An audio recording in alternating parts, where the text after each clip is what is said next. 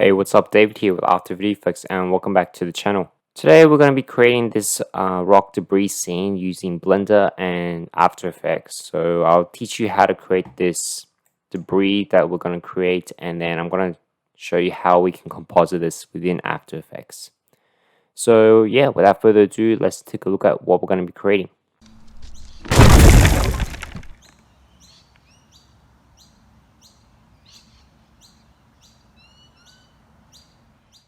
Alright, so here we are in Blender, and the first step we need to do is render our image sequence from our video file. So we can do that by going into the movie clip editor, and we can just open up our file.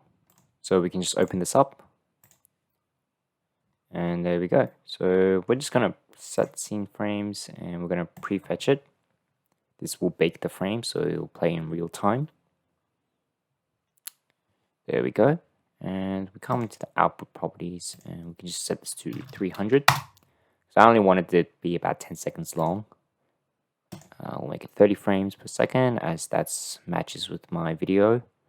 And we'll set up our nodes here. So get rid of this.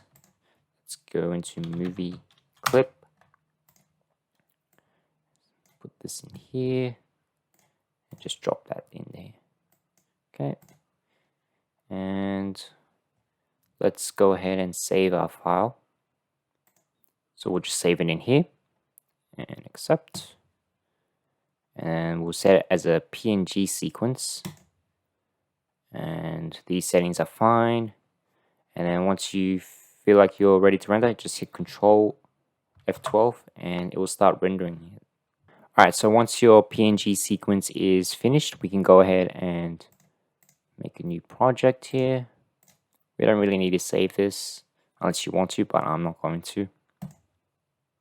Alright, so let's go and make a motion tracking tab. So we go here, go to Visual Effects, Motion Tracking. We'll open up our image sequence. Yep, so we'll select all of them by hitting A and just open clip. And there we go, we got all 300 frames in here. So what I'm going to do is just set the scene frames again and prefetch it like that.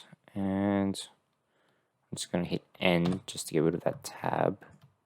And we'll normalize it. We'll get the perspective. And we'll set the correlation up to 0.9. That way we get more accurate tracking. And we'll detect features. And I'm going to go about maybe 0.25 for the threshold. And hit A to select them all and hit Control T. And that'll just start tracking the scene here. Okay, so here's our tracking scene. It's a little messy, but we can fix that. So let's go ahead and just set this to 300. And we'll set this to K1, K2, and we'll just solve the camera motion. Okay, so we've got a 0.5, so we can definitely clean this up. So I'm just going to clean the tracks. So I just want to have a look where majority of the tracks start getting the error. So maybe around frame 259. So we'll clean tracks, tracked frames 259, and we'll delete them. Okay, and select them all and solve camera motion. Yep, we're definitely getting better. So let's just grab this clip display info and let's have a look here.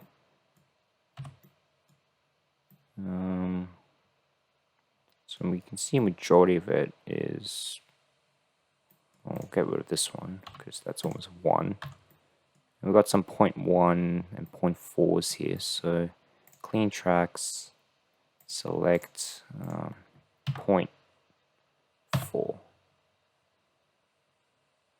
We'll actually delete it. Okay. Let's select them all and solve camera motion. Yep, we're definitely getting better. Okay, what about 0.3? Okay. I'm just going to delete these two track points because I want this track point as well. So delete that. Solve camera motion. 0.6. Getting better. I might just get rid of these two.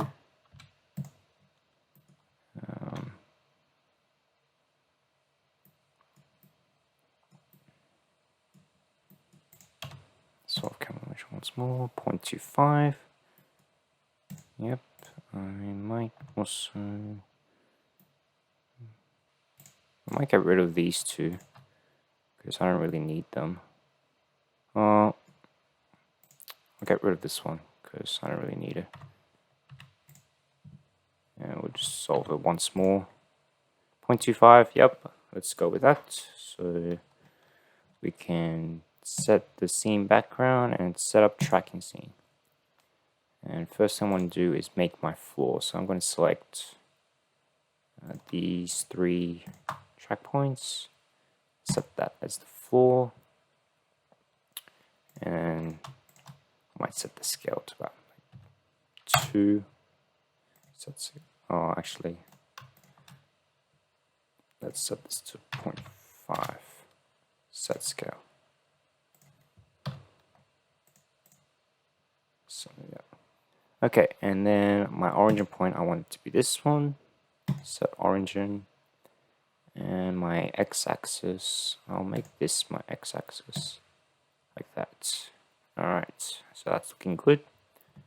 And we can go back into the layout, and if we hit 0, we can see our tracking scene all set up.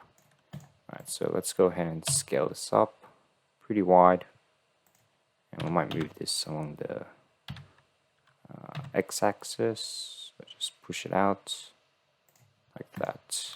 And we might move this up like that. Okay, so let's just set this to cycles, GPU.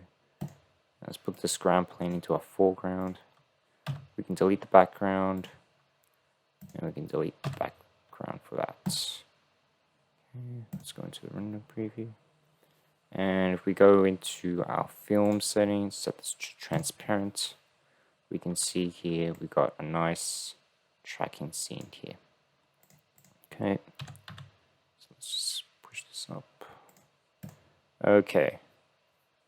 Alright, so let's go ahead and just set this back to solid view. I might hide the ground plane. And let's go ahead and make our debris here. So what I'm going to do is just push this up in Z space. And maybe scale it down a bit. And scale it on the Z axis. Maybe rotate it bit on the x-axis like that, and let's grab the annotation pencil, and we want to just get it on the surface of our model here. So just come here, just scribble along here, just scribble along here. You understand why I was, and we'll just grab the pencil, correction, eraser, and just erase that out. Yep, that looks good. Okay, so next thing we have to do is add a material to this. So I'm just going to bring this across here, go into the shader editor, and just hit Control-Shift-T. And I'm just going to select all of this in Principled Textured Setup. Okay, and then if we go into the material preview, we can see here our material is applied. I might just set the scale up to like 2 on each one, each set of axes, so that we get more detail. And there we go. Not much we need to change here. Blender does majority of the work, so we can just do that. Alright.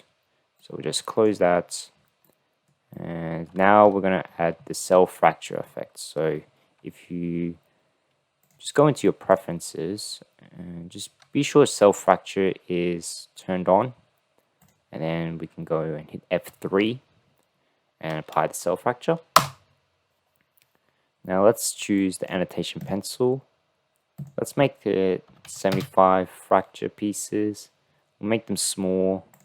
Maybe turn up the randomness a bit and just hit OK.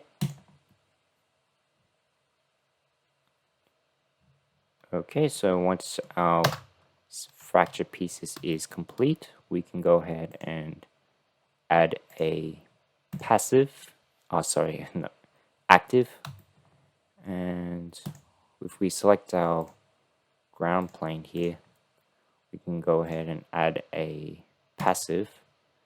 That way, when we play it, the pieces will fall onto our plane here. Now it's sliding a lot, so we can fix that by adding some friction to this. So I'm just going to go here, surface response, and turn up the friction. That way, once we play it again, we get some friction. Okay, cool. So let's go ahead and hide the cube. And let's just select all these once more. And let's add a calculate mass. So I want this to be concrete because it is pretty heavy. And we just, so you can see it's shattering like so. Alright, and then we come in here, we can see the pieces are extremely large. So I might set the scale to these smaller. And we hit play. Like that, like so. Did that piece just fall through the... I don't know. Okay. So let's just go back to solid view. Okay, now would be a good time to save your project file. So just hit Control S and just save the file. I'm just going to hit tutorial and just save the Blender file. So now the file's saved, so we don't have to worry about any crashes or anything like that. Okay, so let's go back into our shader editor and set up our lighting for this. So let's go into, let's just hide that, select all these once again. Now let's go into the world setup. Get an environment texture, plug that in, and open it up. And I think the one that I used was HDR Outdoor. So I'm just going to plug that in, hit Control T, and that'll set up the mapping. And if we go into the render here and we just turn off transparent, we can see how the lighting's affecting this. So what I want to do, I did something a little different. I wanted to angle the light coming from this angle. So the camera's here, I just want light shining through this way. So shadows will have to come through this way. So I kind of just manipulated this. So I think it was like 105 or something. Yeah, something like that. And let's just play this. And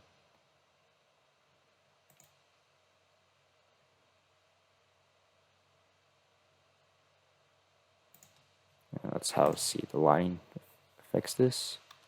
So yeah, I wanted the lighting to just come in like that. So yeah, that looks good.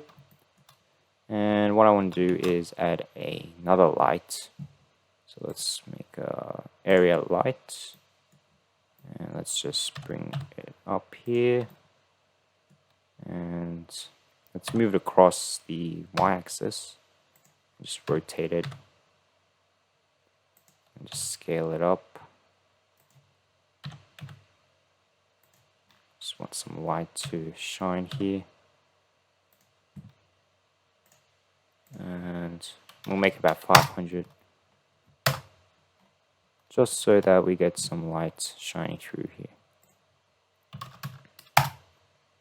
And let's have a look how it's adapting to our scene here.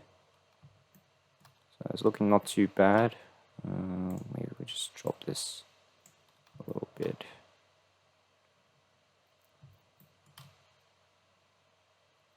It's nice and well lit.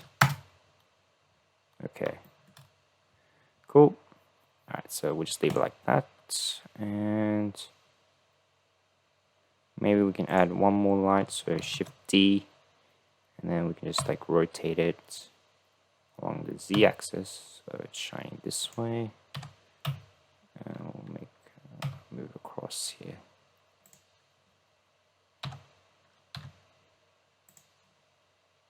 Like that. And we'll just make this on a large scale. And we'll make this about 1000. So we get nice lighting shining upon this. I might even set this further back in space.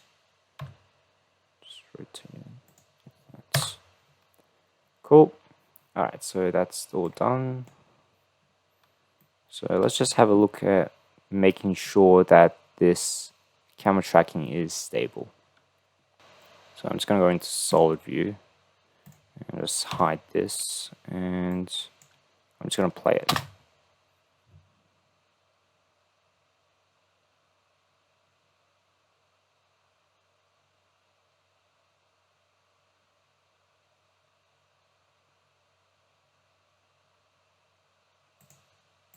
Okay, so it seems as though this piece is just falling out of nowhere. So what is that piece?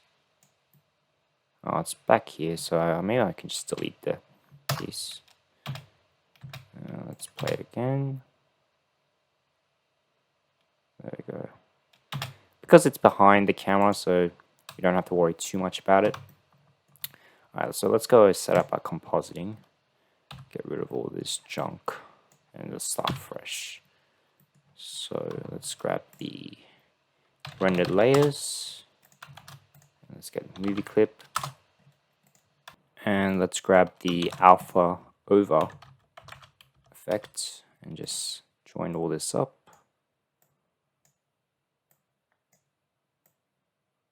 Like that.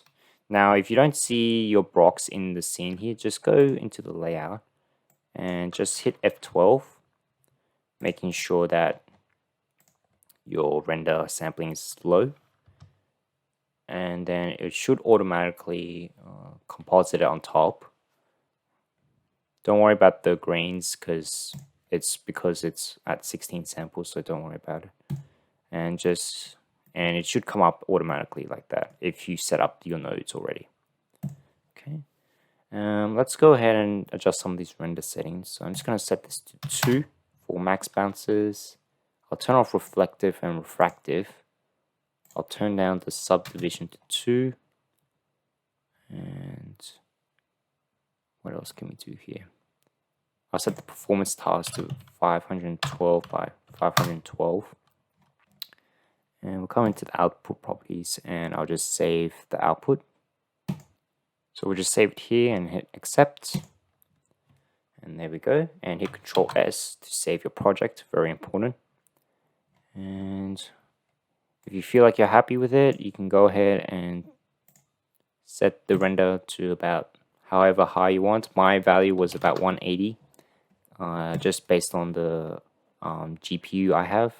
Now, before you render, just make sure that when you go into compositing, just make sure that it is just your rendered layer. So get rid of all this.